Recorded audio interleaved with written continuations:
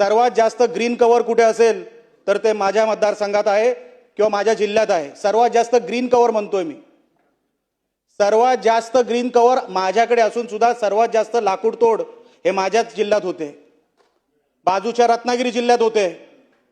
जर आपण झाडं लावायचं बोलतोय तर वन विभागाने याच्यावरती उत्तर दिलं पाहिजे। ह्या निमित्ताने नाही, त्यांच्या इतर कुठल्या तरी आयुध्यामध्ये वन विभाग नेमकं आमच्या सिंधुदुर्ग जिल्ह्यात असेल किंवा बाजूच्या जिल्ह्यात कोकणामध्ये असेल किंवा उर्वरित महाराष्ट्रामध्ये असेल, नेमकं करतंय का हे आमच्या समोर आता साहेब प्रश्न पडलेला आहे। अध्यक्ष महोदय, तुम्ही झाडं लावायला सांगताय, तिथे झाडं तोडतायत, त्याच्यावरती कोणाचं नियंत्रण नाही, त्याच्यावरती कोण लक्ष देत नाही। अहो, त्या झाडं तोडल्यामुळे, ते जंगल रिकामी झाल्यामुळे ते जनावर आता खाली यायला लागलेत लोकवस्तींमध्ये। आता माणसांमध्ये आणि जनावरांमध्ये संघर्ष व्हायला लागलाय, जीव जायला लागलेत, शेतकऱ्यांनी शेती सोडली आहे।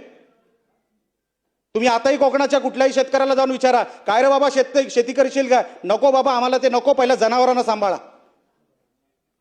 आम्ही डीएफओला विचारतो, अध्यक्ष महोदय, अहो डीएफओ साहेब, तुम्ही काय करणार आहात? ते जंगल तोडल्यामुळे ते सगळे जनावर खाली येत आहेत, काय उपाययोजना आहे तुमच्याकडे? अध्यक्ष महोदय, एकतर ते जे काही डीएफओ भरले गेलेत ते सगळे अमराठी आहेत। आमच्याकडे अध्यक्ष महोदय मालवणी बोलली जाते तळ कोकणामध्ये। आमचा मालवणी माणूस, ग्रामीण भागामध्ये राहणारा माणूस फोन करून त्या डीएफओला काय बोलणार आहे? साहेब, रेड्डी अय्यर आहेत तिकडे डीएफओ म्हणून, 3 वर्षापासून रेड्डी होते, आता कोणतरी अय्यर आले।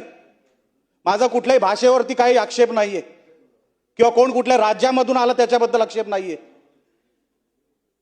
पण साहेब, आमचा इकडचा मालवणी माणूस जर त्याला तक्रार करायची असेल, गवरेडा घुसला आमच्या शेतात, ह्याच्याबद्दल जर तक्रार करायची असेल, ती भाषा कळणार आहे का त्या तिकडे डीएफओला? अहो, तक्रारी देऊन सुद्धा त्याच्यावरती काय उपाययोजना होत नाही। अध्यक्ष महोदय, किती तक्रारी करायच्या? वन खात्याचा, खरोखरच वन खात्याचा टांगा पलटी झालाय असं मला आता जाणवायला लागलेलं आहे। कोणाचं कोणावर नियंत्रण राहिलेलं नाही। अहो, साधे बांबू लागवड, मी मागच्या कुठल्या तरी अधिवेशनामध्ये पण बोललो, त्याचे कोंब खाल्ले जाते, काही होत नाही साहेब। अध्यक्ष महोदय, काही होत नाही। या वन विभागाकडे इन्फ्रास्ट्रक्चर नाही। आम्ही डीपीडीसीचे सदस्य आहोत अध्यक्ष महोदय, त्या डीपीडीसी मध्ये बसल्यानंतर फॉरेस्ट इन्फ्रास्ट्रक्चर ह्याची एक तरतूद आहे। आपण जंगलामध्ये कसलं फॉरेस्ट इन्फ्रास्ट्रक्चर उभं करतोय, कोणासाठी उभा करतोय ते ह्याचं कधीतरी आम्हाला कळव। लाखो रुपये फॉरेस्ट इन्फ्रास्ट्रक्चरच्या नावाखाली चाललेत आणि आपण इथे झाडं लावं सांगतोय। अहो, झाडं वाचवणार कधी आपण? ती जंगल रिकामी होत चाललेत, कोणतरी लाकूड तोडून घेऊन चाललेलं आहे, आपलं काही नियंत्रण नाही। अध्यक्ष महोदय, ह्याच्यावरती सरकारने लक्ष द्यावं।